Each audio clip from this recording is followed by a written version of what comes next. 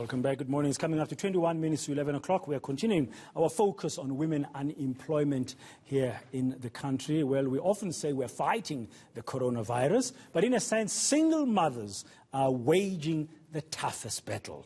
We're going to take a look at what the data is telling us now. Michael Marilia is back with us. Mike, welcome back again. We know that in our country, lots of households are headed by women, and those households tend to have less income. What does this actually mean in terms of this crisis? Yeah, absolutely, Brendan. I'm just going to remind you of a few stats which we looked at a little bit earlier. We tend to see women earning substantially less. They also end up in positions which aren't at the top of the pyramid when it comes to the corporate landscape. As we mentioned, 1.4 million male managers or professionals in South Africa and less than 1 million females, and the gender split 60-40, having all sorts of consequences in terms of the amount of money that households actually earn when they are headed by women. So let's focus again on that gap, Brendan, and we'll bring up the household demographic. So what we've done is we've looked at some figures from the General Household Survey in 2018,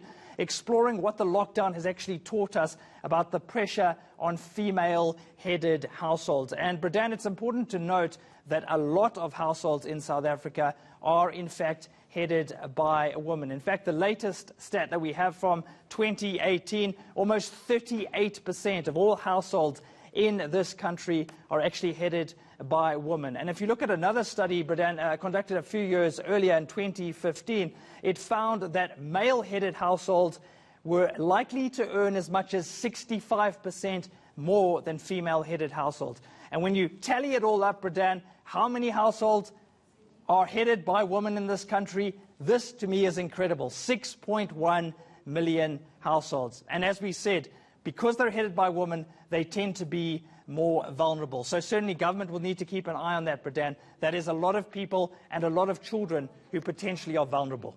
Yeah, and just a short while ago, one of our panelists, Mike Koketsomwetu, made the point that in many households, women also have to take care of children. And we know that many children currently are not at school during this lockdown. How does that affect then the women in this country? Absolutely. Well, of course, if a child is living with both parents, Brendan, then there is some sort of buffer. Perhaps some kind of arrangement can be made. But let's focus on children's living arrangements. Again, these figures from the General Household Survey in 2018, Brendan, looking at where children actually live in South Africa.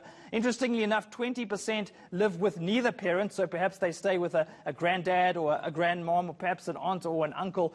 34% staying with both parents, so that's just a third.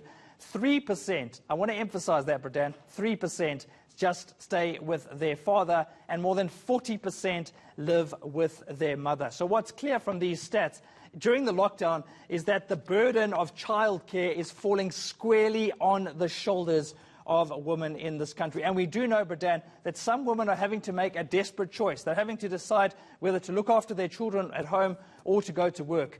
In these current situations, for many of them, they simply cannot do both. And that's the tragedy of the lockdown. It really is exposing the fault lines in our society when it comes to gender. Magnifying them big time. Thank you very much there, Mike.